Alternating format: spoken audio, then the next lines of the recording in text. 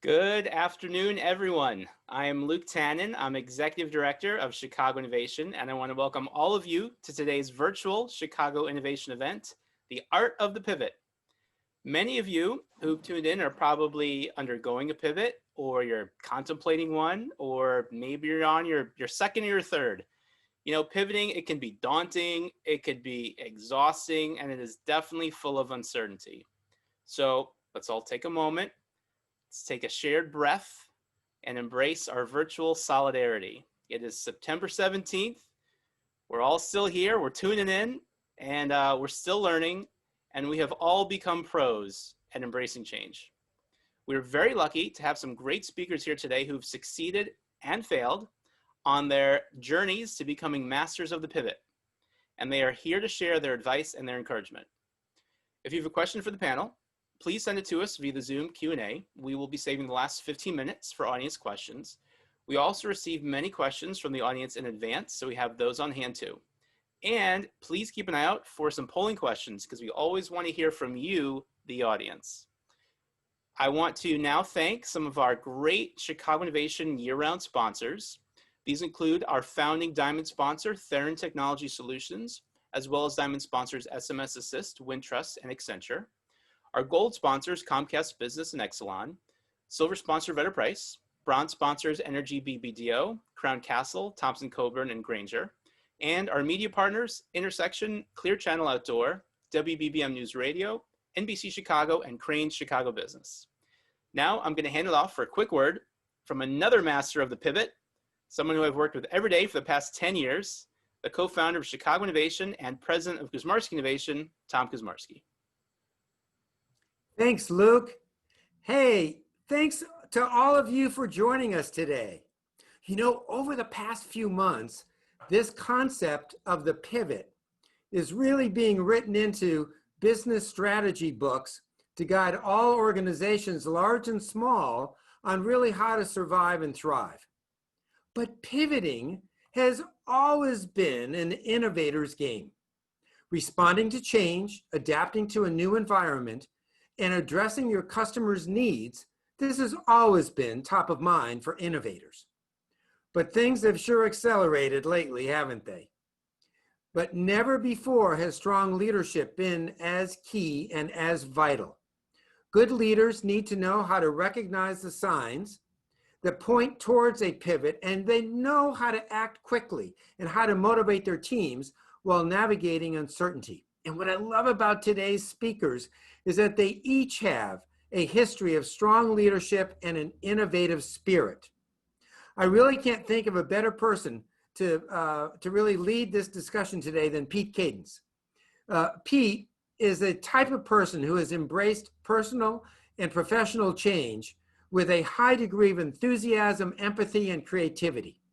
You know, Pete is a serial entrepreneur and now philanthropist who serves as the chairman of the Kadens Family Foundation, an organization that's dedicated to closing the wealth and education gaps in the U.S.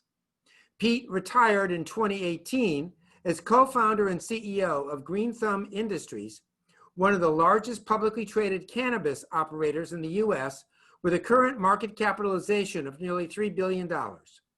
Prior to Green Thumb Industries, Pete started one of the largest commercial solar companies in the U.S., SoCore Energy, also a past Chicago Innovation Award winner.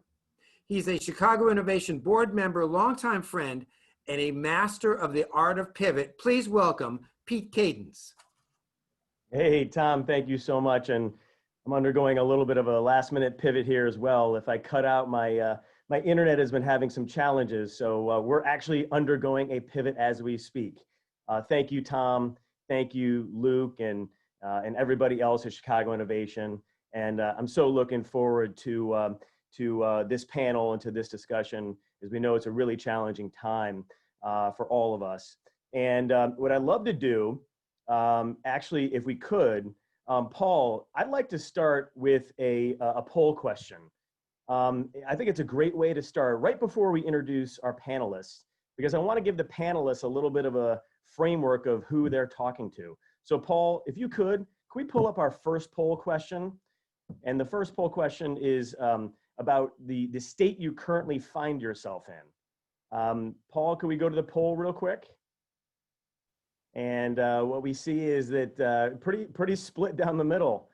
Very few people have not pivoted, but many people, a third of the people have undergone a major personal or professional pivot. About 40% of the people are right in the middle of it. So this is a perfect time for this discussion. And so without further ado then, I'm gonna bring up the panelists and ask them to unveil themselves. And I'm gonna introduce them quickly, and then we're gonna go into some questions, and then we're gonna make sure that we get to questions from each of you from the audience. Make sure to use the chat function. To the extent you have a question in the middle here, just write it into the chat function, and we will do our best to get to it. And if you have someone particular you want to direct a question to, please indicate that. So first, we'd like to introduce Shivani Jain. Shivani co-founded the fitness product startup company called Cubii that was ranked the 6th fastest growing company in Chicago on the 2019 Inc. 500 list. Recently surpassed over 500,000 Cubii ellipticals sold. And I have to say, I have one right under my desk right now. So thank you, Shivani, for your innovation. Next, I want to bring up Brad Serot. Brad Serot is a longtime friend of Chicago Innovation, a longtime friend of mine. He's the vice chairman of CBRE Richard Ellis and is the leader of the Chicago Tech and Digital Media practice. Brad has negotiated $6 billion in transactions with clients, including some of the fastest growing tech companies in the world. Brad, great to have you here. Next, we're going to bring up Katy Lynch. Katy is the co-founder and chief marketing officer of Codeverse. It's the world's first real programming language and developer environment designed for kids. Ages 6 to 13, she has raised over $10 million to expand her business nationally. Thank you, Katy. And Katy is talking to us live from her RV, I think in North Carolina, right, Katy? She's on mute. We'll come back to her. And last but not least, Rick Phillips. Rick is the CEO of Elkay, a great organization, one of the sponsors of the Chicago Innovation Gala recently. It's a 100-year-old company with 2,600 employees that are involved in the production of world-class innovations for sinks, faucets, food service products, water coolers, drinking fountains, and award-winning rapid bottle filling stations. Rick, thank you so much for joining us. Thank you. All right. And so without further ado, now we know what the audience said. Many of them have either experienced a major pivot or are currently in the middle of the pivot. All of you are running organizations or leaders in organizations, and you have gone through a pivot yourselves, presumably. The new reality is hit home on our personal lives and our professional lives. And so, but I think we should all start on a positive note. I'd love each of you to tell us what's one positive change that has come out of these last 6 months. And Shivani, since I'm using your Cubii elliptical right now, why don't we start with you? Of course. Hi, everybody. Really nice to be here. I think for me personally, of course, there's been lots of changes with the company, but just on a personal note, just interacting with people online and remotely was really hard, right? Like for most of us, I feel like interacting with everybody on Zoom, I actually forgot how to make eye contact, I realized, when I started meeting people in person. I don't know if everybody else is going through this, but it was just a very weird shift. And I think I've realized that one of the positive things out of this is that every interaction that I do have physically with people now is just so much more intentional. I find myself being more compassionate, and I feel that I'm more present. And that's something that I've noticed across the board in our team members, in those micro interactions that you have with somebody in the elevator or somebody on the street. And that's been just one really big positive change that I've noticed in the last 6 months. Awesome. Shivani, and that's fantastic. And a lot of that, a lot of this is we're undergoing business change, but personal change at the same time. Brad, I know that you have had a renewed focus on your children and on fitness and on health and well-being, among other things. But why don't you share with us some of the positive changes that you've embarked on in these last 6 or 7 months? Absolutely. I mean, I call this the Great Pause. There was the Great Depression. I call this the Great Pause. We've all had a moment. We were grinding and working so hard and running so fast pre-COVID. And this has been such an unbelievable moment in time we can just take a step back and reflect. I've had the pleasure of spending more time with my kids during COVID. I have 4 children, 6 and under, and going to the beach, going to the park, all that good stuff. I've spent more time with them during COVID than I think I have pre-COVID, right? In total. I've also picked up some new hobbies. I was an indoor cat working, cycling on a Peloton, and some friends pushed me to outside and get a bike, and all of a sudden here I am. I'm an outdoor cat now, and so. But I've also raised money for charity through cycling and some other really fun things. I've met a lot of great people that I never would have done any of it had this not have hit. So a lot of goodness has come from this. Awesome. Thanks, Brad. Katy, you're in an RV right now. I sure am. And that's not the typical place that a CEO or founder of a company in the tech space operates from. But tell us what positive changes you've embarked on these last 6 months. Yeah. I mean, for me personally, working remotely has been a dream. For those tuning in today, if you couldn't tell by my accent, I'm not from Chicago, I'm from Scotland, but I've lived in Chicago for about 13 years, and it's been a massive personal goal of mine to see more of America, right, and to travel more around America. And it's interesting because Brad and I had a conversation earlier about how the pandemic has almost been like a forcing function to do the things that you really want to do, right? Whether that's move your house, or start a new hobby, or learn how to cook and things like that. And so for me, that's kind of exactly what I've done, right? Like the pandemic hit, our corporate office obviously closed, no one was there.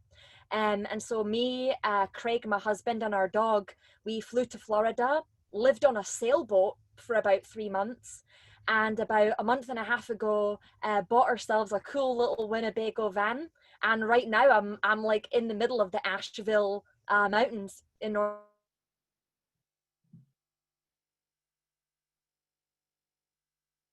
All right, we're losing Katy a little bit here. Oh, can you hear me now? Yes, you're back. You can probably tell from the way that I'm talking, but it's like, it has been massively beneficial to my mental health. It's boosted creativity, being out here in the mountains and just traveling around. And simply put, I'm loving the flexibility, and I'm loving the freedom of being able to live and work remotely. So that to me has been a massive positive change in my life. Awesome. We all wish we were you right now in an RV in North Carolina. Rick, let's go to you. You're running a big company, 2,600 employees. So sometimes it's tough to separate. I know from having run a large company as well, it's tough to separate personal from business at times. But walk us through, and then I'm gonna come right back to you and ask you about business. Walk us through positive changes personally for you, and then I'm gonna come back to you and ask you a question related to Elkay as well. Sure. So on the personal level, similar to what's been said, I think we've seen sort of a simplification of our lives in a way.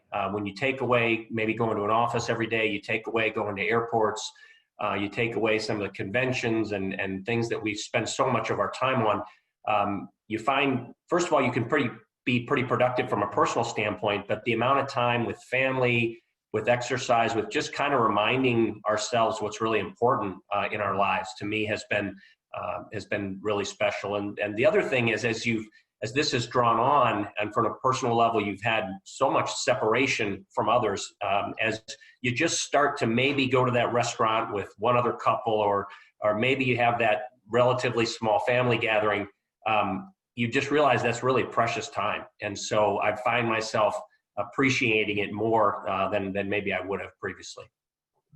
Awesome, Rick. And then I'm going to come right back to you, Rick, because Elkay sustained some pretty significant declines in sales right out of the gates. Up to 40%.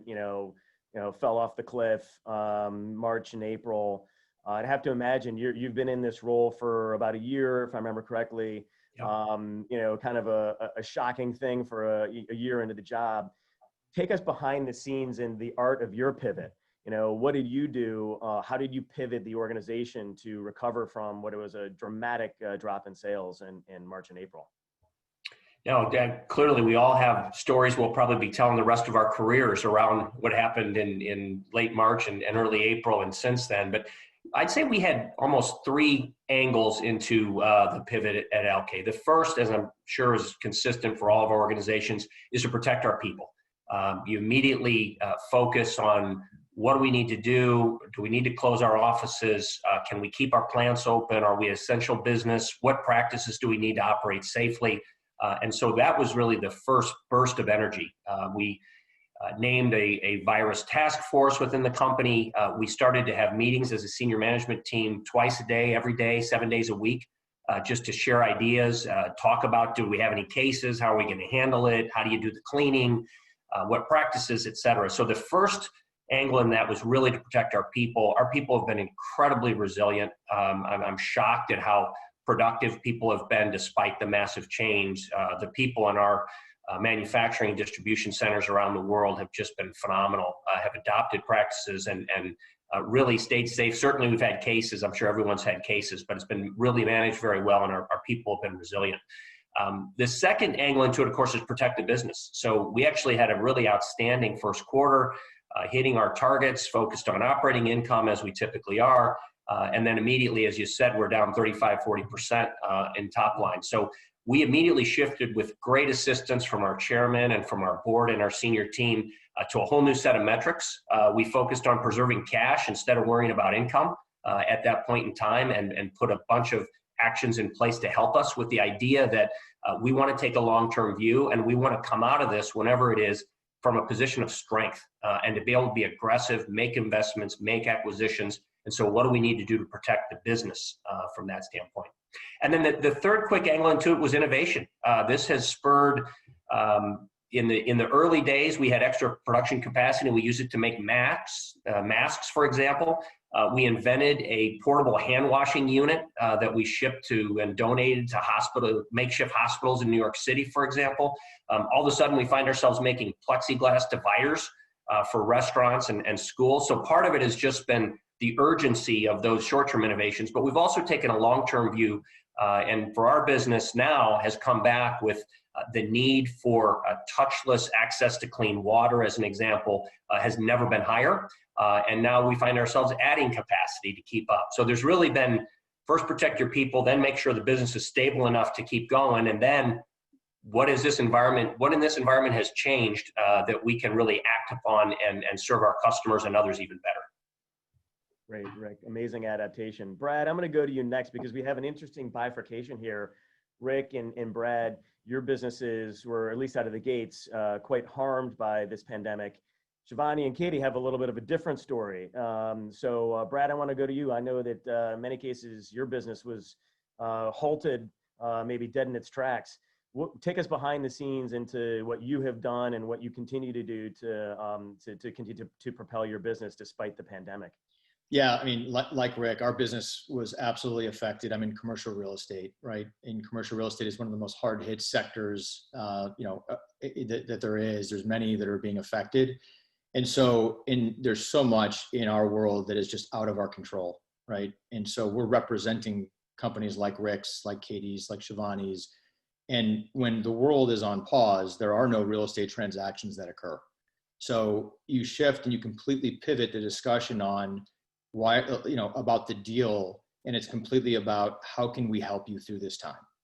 And so the conversations we're having, candidly, have been about the tough conversations about how do we help some companies survive by reducing their real estate costs. It's not about the acquiring of the new lease. It's not about helping them, expand or trying to convince them that there's a really good real estate deal, because at the end of the day, offering the sound advice. And one of the beautiful things about being at CBRE, the company that I'm with, is that we're the biggest in the world. And so all I'm focused on now is data. And I want as much information as I can get because we're a global company. We have 90,000 employees. And so we're facing as a company the same issues that all of our clients are. How do we go back to the office safely? When we do go back, what does that look like? How can we, what sort of infrastructure and questions are we asking, building owners, the air quality, what sort of PPEs in place, what sort of security, all the things that you're thinking about as a leader. So I think that if I had to go back, and the conversations now are around how can we help our clients and advise them appropriately and give them information. And one of the statistics, we surveyed over 10,000 of our clients' employees, and 37% of employees right now feel more disconnected with their companies and with their colleagues than they ever have. And and it's only going to go up as we stay at home. And that's something that we need to be aware of. And how can we address it and make sure that we're staying, connected, within our organizations. And then one of the other stats that came out that I wanted to share is that 73% of employees after COVID would like to work from home 2 to 3 days a week. And so I think that that's going to be part of the new normal in the world. We're going to look a little more European, as we'd like to say, going forward. So there's a lot going on, but I think that as this information continues to unfold, we'll have a lot more data to provide leaders like Shivani, Katy, and Rick. Brad, that was a great point, and I think it's illustrative of the fact that, sometimes you have to spend money to make money. You can't cut your way to prosperity.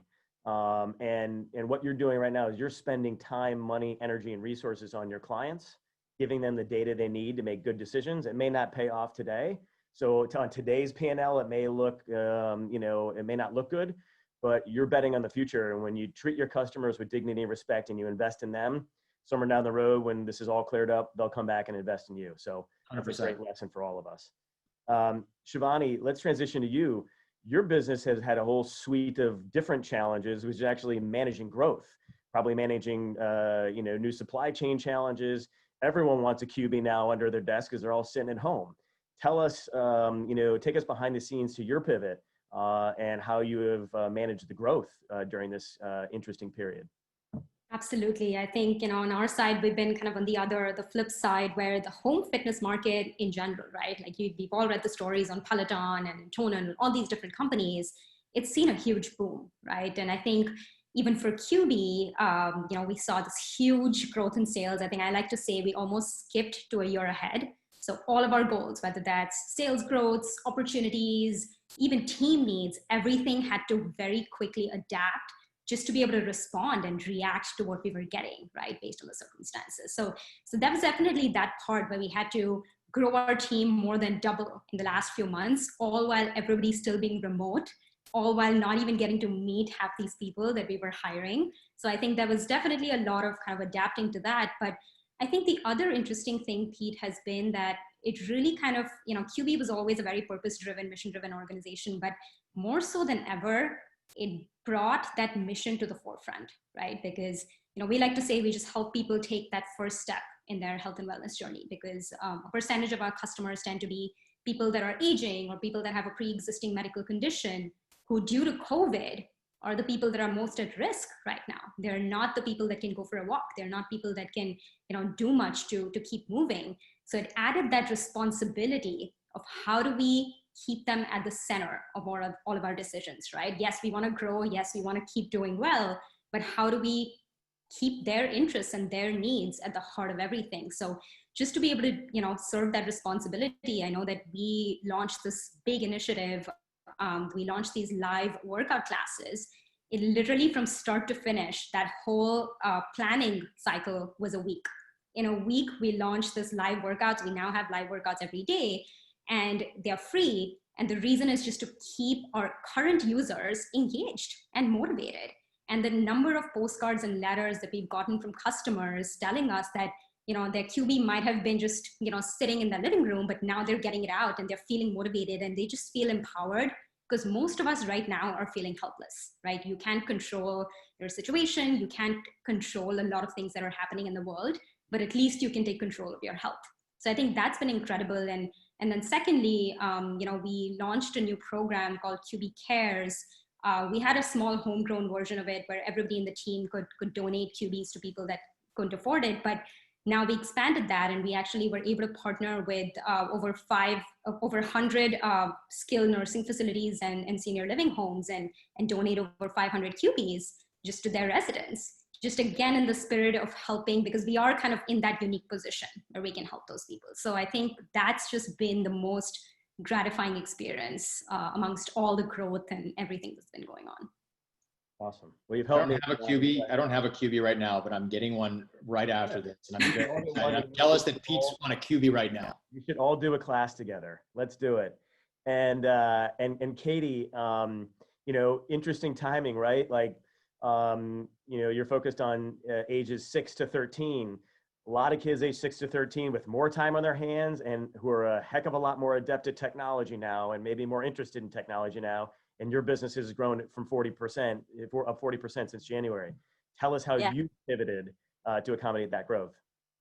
Yeah, and to provide, thanks, Pete, and to provide a bit more context, you know, Codeverse, what we do is we teach kids to code, right? And before the pandemic, we had 3 studios in Chicago that offered after school, evening, and weekend classes, as well as like summer camps. And with the onset of the pandemic, obviously we had to temporarily close those studios and pivot over to one-on-one virtual classes or online classes, as you were saying. So that's kind of like the high level what happened. But as far as like behind the scenes, excuse the language, but it was a shit show in the beginning. 100% of our revenue came from the studios. I'm sure that all of you remember this, but I definitely remember when CPS announced that it was closing. It was on a Friday, like a Friday night or a Friday afternoon. And I remember that weekend we scrambled to basically launch a day camp program, so that when schools were closing, we would basically bring kids in to learn to code within our studios during the day. And we trained up the team, we were getting customers, like it was all going smoothly. And then that Sunday evening, right before Monday when they were going to start, can you guys hear me okay? Yeah, yeah. Can you hear me okay? We could hear you okay. Oh, okay. Can you hear me now? Yes, we can. Oh, okay, cool. Sorry. So that Sunday evening, Craig and I went on a massive walk, and we kind of looked at each other and said, you know, is this the right thing to do? Do we really want to be offering day camps? We don't think this is right. It's you know, it's not a decision that we would be proud of ultimately. We called all of our customers and we told the team, we're you know, any more than it's already spread, so let's axe that. And so Monday morning, the studios were completely closed, and our entire... Katy, we're losing you here. All right, we're going to... I'm back. All right, let's try. All right, you said your studios were completely closed. Yeah, so the studios, excuse me. So the studios we ended up closing them, not even moving forward with the day camps or anything as planned. And we ended up just completely pivoting to virtual. And that was crazy, right? Because closing the studios meant that our entire workforce was displaced. So it meant that we invested a lot of time over those next couple weeks in March, training our team on Zoom, training them on entirely new like materials on how to lead one-on-one classes. We had to revise our entire website, inform all of our customers that now their memberships were 100% virtual because the studios were closed. And it was, you know, it was a hard pivot for sure. But you know what? It's made our business stronger than ever. You know, our revenues have grown by 40% since the onset of the pandemic. And last month, we've basically been hiring a teacher a day, which has been really awesome. I think we had a total of like 79 new instructors that we've hired over the past couple months. So it's exciting. The final thing I'll say is we're actually closing on a round right now, which will be done and funded within the next 10 days. There's 300K left on the table if anyone's interested in getting in. But yeah, we're very fortunate that we you know, certainly took a lot of the negatives and turned it into a positive. Awesome. Thank you, Katy. And transitioning a little bit, this one's up for grabs. I'm not going to call on folks. Whoever wants to answer it, just take it. But, you know, when we think about the challenges of the last 6 months, we think about leadership and how our leadership style has had to change to adapt to the market conditions.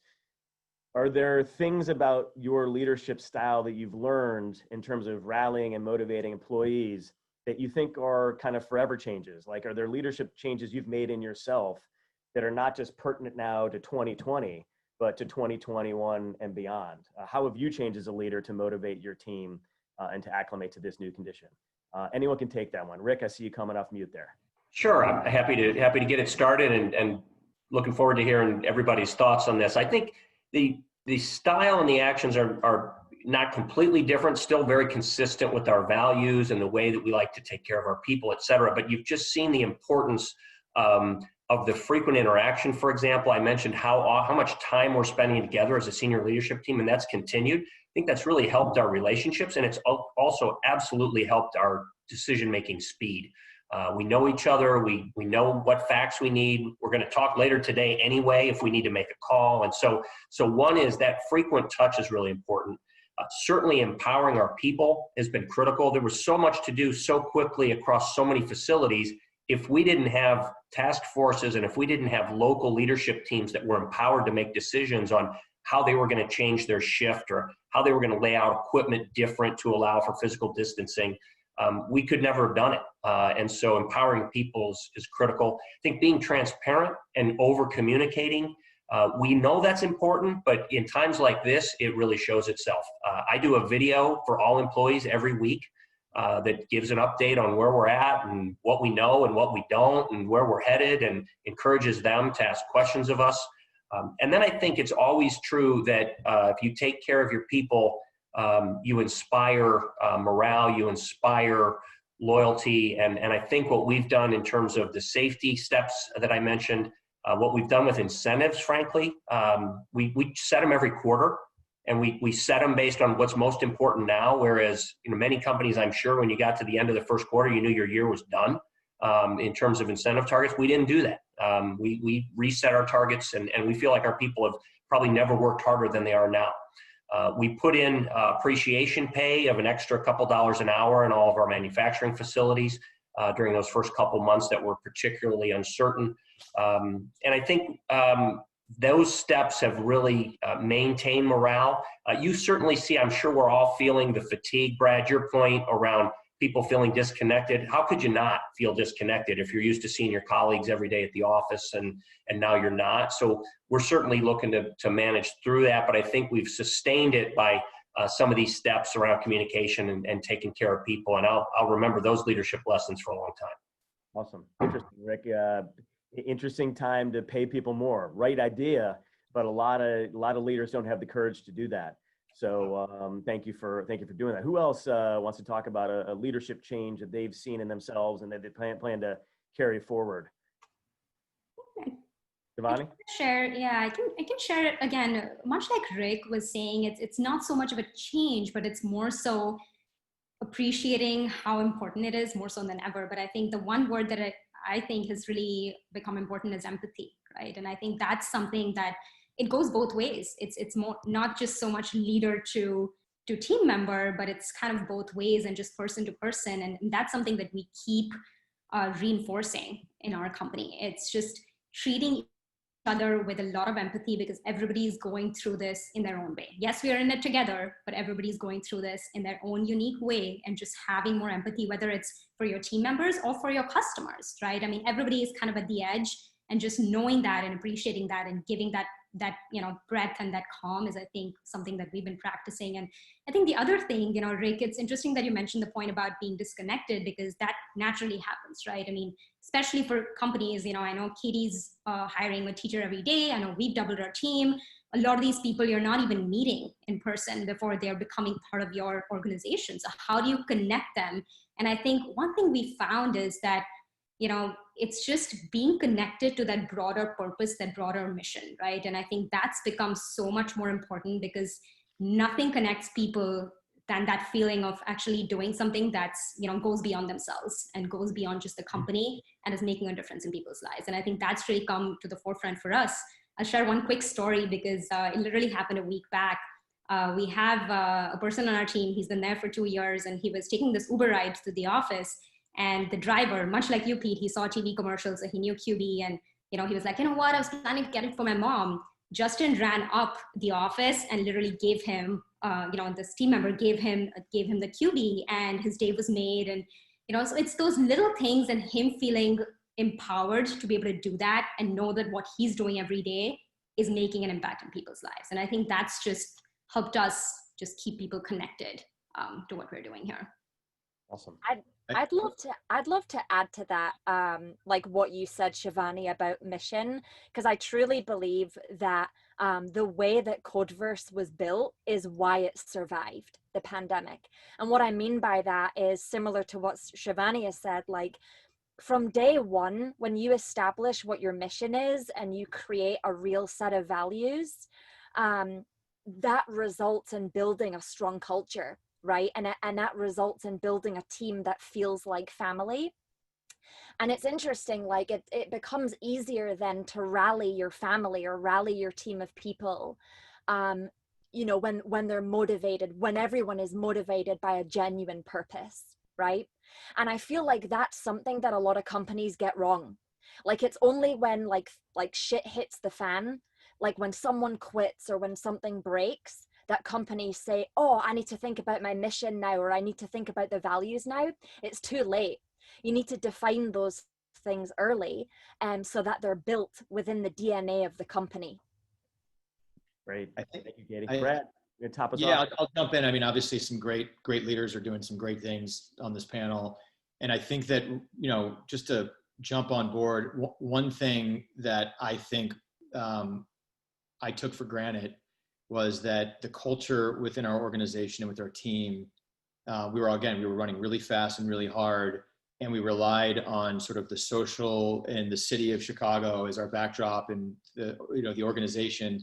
And when we stopped interacting and when we all started going and working from home, it made it really, really difficult, right? How do you maintain that culture? How do you maintain the connectivity with your colleagues? And Shivani used the word thoughtful and intentional. And those are words that I feel like when we're interacting and leading now, how can I be more thoughtful and intentional? And a main focus of our employees and of our team specifically is like mental wellness and well-being. And again, we're all doing this.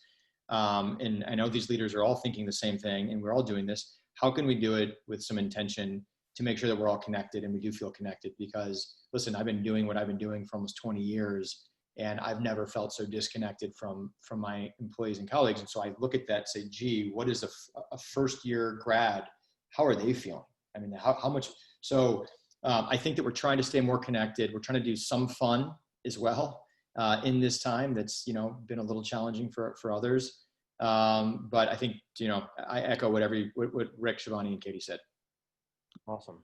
All right. So now I want you all to get out your crystal ball. This is the moment of truth when people who we respect, we want to hear what they think about the future. And then we're going to get into some audience Q&A and a final poll question. So do any of you have any big ideas?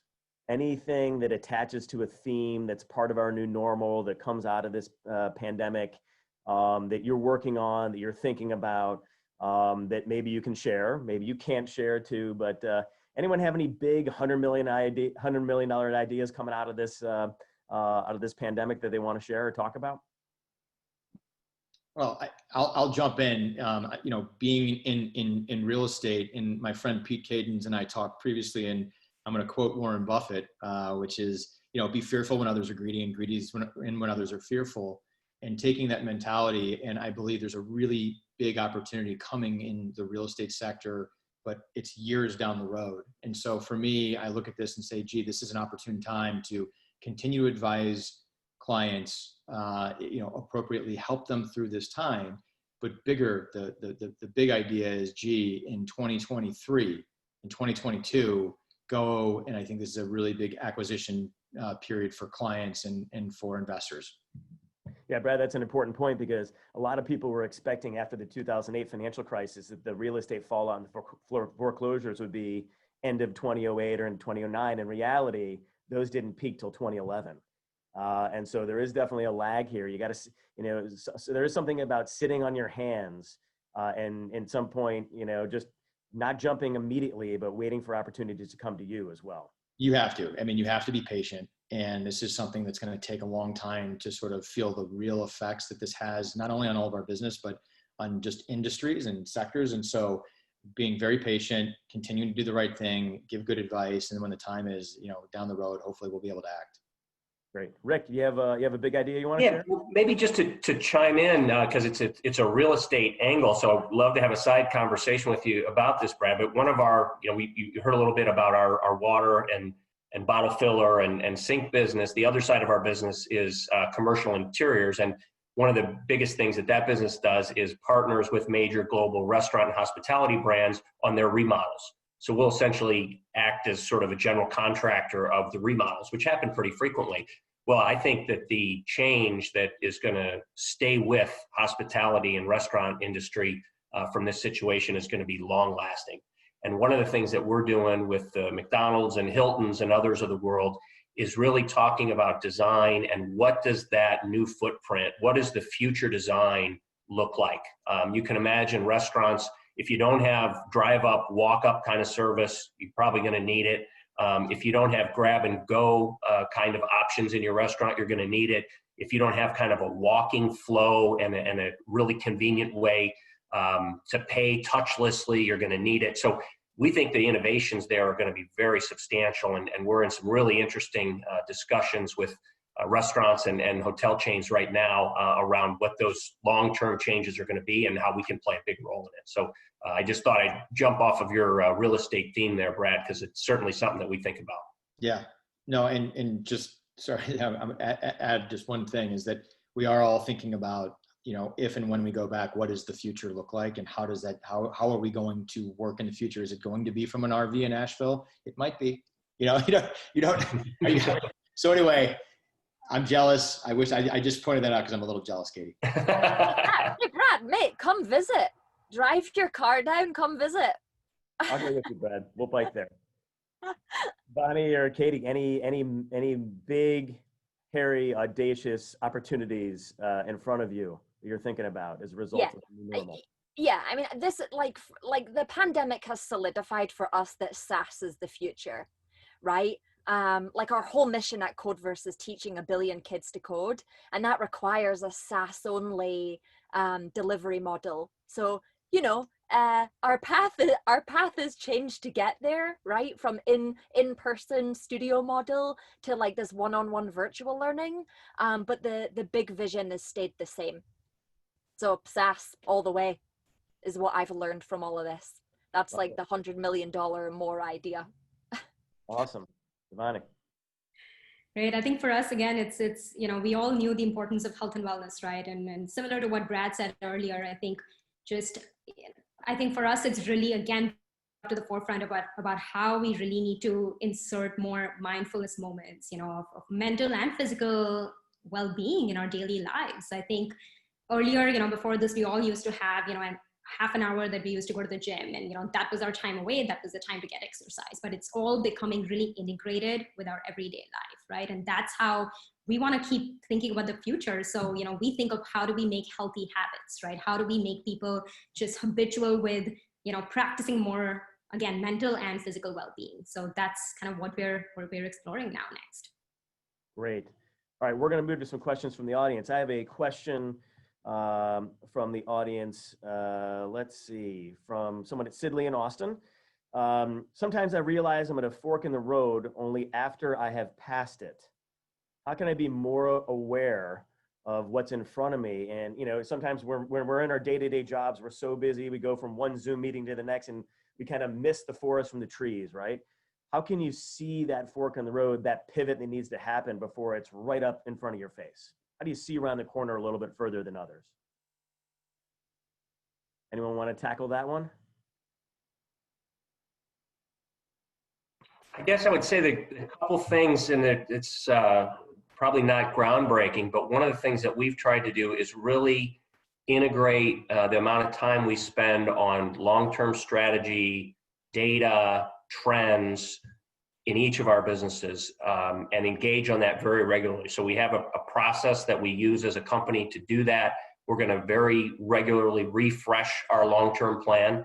And we try to very much separate that from the budget process. We don't want to be worried about next month. We want to think 3 to 5 years out, and maybe that will allow us to see those forks. The other thing is just, I mentioned earlier, build in flexibility where you can. You just don't know. I mean, I'll use the example of, I've heard some companies, even back over the summer, just kind of called it and said, for the next 12 to 18 months, our offices are closed and there's no travel. And that might be the right decision for them, but wow, I can't see that far. We try to stay flexible. We might change it next month. We try to be honest with our people about that. We don't know what we don't know, and we want to be able to adapt and react. So I guess for me, it's making sure you spend time with the data and the trends and empower your people to share what they're learning, and then just make sure you try to build some flexibility into your model so you don't get so far down that one side of the fork that you can't come back. Awesome. I love that. To add to what Rick said, like the data doesn't lie, right? And it is important to like look at trends and do your research, and do a lot of like fact finding and investigating. So I think like speaking to as many people as you can, right? So for us, it was like speaking to my team, speaking to my customers, speaking to our investors, speaking to our advisors, and kind of gaining as much information as you can and be as informed as you can be before you make any sort of decision. And sometimes it just comes down to like trusting your gut as well, right? Absolutely. I don't know like if you guys feel that way as well, but like I mean I think every leader feels that. It's like go with your gut, go with what you feel is right, and even if you know these things happen after the fork, it's like, well, you've learned some very valuable lessons there. Katy, I think that's a great point. I think we've all become over the years, especially in the last 20 years, very heavily reliant on spreadsheets. But the spreadsheets could not have possibly populated an answer that would have given us the answers to how to solve this pivot, right? So as a leader, you have to go with your gut. Absolutely. Yep. Shivani, any major new evolutions in fitness that you're going to, or is there going to be a Peloton for Cubii? Tell us what's next. What's next? We are thinking about it. So we are thinking about, okay, how do we keep people more engaged? Again, but our customer is a little bit different, right? They're not looking to spend an hour, intensely exercising on the Peloton. They're not that customer. They're somebody that's really looking to do 10 minutes here, 20 minutes there, do something throughout the day sporadically. So we're trying to figure out how do we create that version of interaction, of community, of exercise, without having to just be fully committed actively to it like a Peloton does. So yeah, absolutely, that's something we're thinking. And I'd like to add on to what Katy and Rick said as well regarding the question, because I think the other thing we've adapted to is that there is, I think we've adapted this test fast, fail fast mindset. So, even though it feels like a fork, you can test something. And again, to Rick's point, be agile, and that will evolve. And those forks might end up merging later, right? So it's not like it's, one way or the other, just kind of testing different approaches, going with your gut, as Katy said, and then you can always evolve and change as you learn more things from data and trends. All right, great. We have only time for two more quick hitting questions. One question from the audience is, what is the best book you've read in the pandemic, and what type of influence did it have on you? Now, as busy as you all are, I presume you may not have had a chance to read books, but I might be wrong. So Katy, it looks like you've read some books. Why don't you tell us what the best book you've read? Okay. Okay, so it is a book, but I listened to it, so it was through Audible, which still counts, by the way. That's eligible. But it's by his name's Thich Nhat Hanh. I am blanking on the title of the book, but when I get it, I'm going to send it over, and then Chicago Innovation can blast it out. But it's all about like mindfulness, and it's all about living in the present, and it's and having like a deep connection with nature. Like, it's a very, very deep spiritual book, but honestly it is probably changed how I feel about everything in my life. Wow. And like, I know, like you finish the book and you're like, oh my God, we're all connected. You know what I mean? Like, we're all connected. Like, it's I can't even explain it. I'm not going to do it any justice. I'm going to send you guys the title, but it's by this amazing monk. He's super well known, Thich Nhat Hanh. And if you like spirituality and mindfulness and like connectedness and all that stuff, it'll blow your mind. All right. Type it into the chat function in the next 7 will. minutes if you can, Katie. Anyone else want to share Ironically, it's sitting next to me is the book that I just finished, and it was really helpful. And I'm not going to say it aloud on this panel, but it's actually it's a great book by Mark Mason, The Subtle Art of Not Giving a Fuck. About being stronger, how do you navigate adversity and make sure intentional connections? Why do you do the things you do professionally, personally? And I just found it really, really helpful and interesting during this time. Awesome. Shivani or Rick? Yeah, I recently read this book called The Book of Joy. It's by the Dalai Lama, actually, very similar to what Katy was talking about. It talks about how we're all connected, and each person needs to find their own purpose, their own peace, and kind of practice more empathy and compassion. And that's how we'll change the world. So I think it was an amazing book. Again, especially given how quickly everything's changing, right? And how do we keep our calm during that? One of my favorite books. I love it. Thank you. Rick, looks like you picked up a book. Well, since Brad, showed his off, mine's in my office too. This is I Heard God Laugh by Matthew Kelly.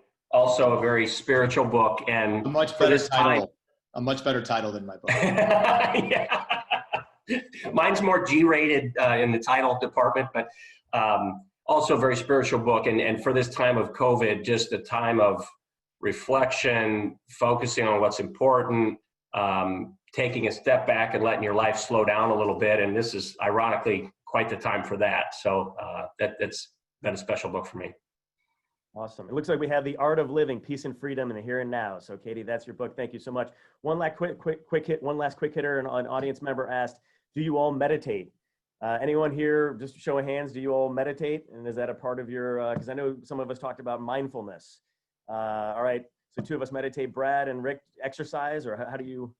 Exercise, cycling obviously is a big part of my daily routine. I try to get on the bike, but I actually started meditating in COVID, and I just started trying it out in COVID, actually. So I'm pretty ADD, so it's hard for a guy like me to sit still for a minute, but when I do, there's benefit. For me, it's prayer and exercise. All right, fantastic. All right, we're gonna go, Paul, we're gonna go back to the studio for our last poll question. Then we're going to thank our panelists who've done an awesome job here today, and to turn it back over to Tom and Luke. So Paul, if we could hit our last poll question. All right. Having endured the volatility of 2020 to date, do you now feel more confident in your ability to face challenges, adapt, and succeed? Yes, no, or unchanged? Hopefully after this panel today, maybe there's a little bit of more positive energy coming out of this meeting. And Paul, if you get a chance, whenever you're ready, if you'll show us the results, just so we can see which direction our audience is headed in, that would be awesome.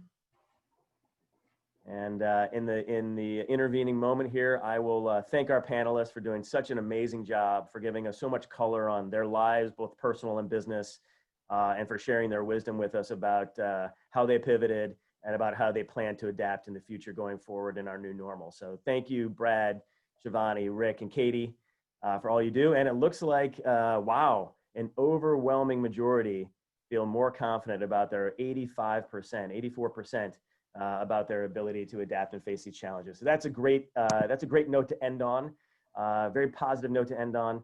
And without further ado, I'm going to turn it back over to the folks at Chicago Innovation to close us out.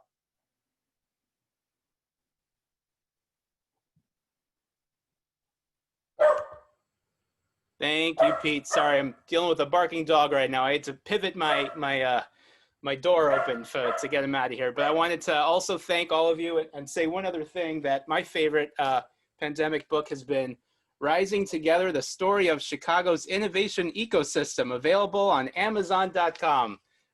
Sorry for the shameless plug, but amazing job, everyone. Great advice, lessons, and stories shared.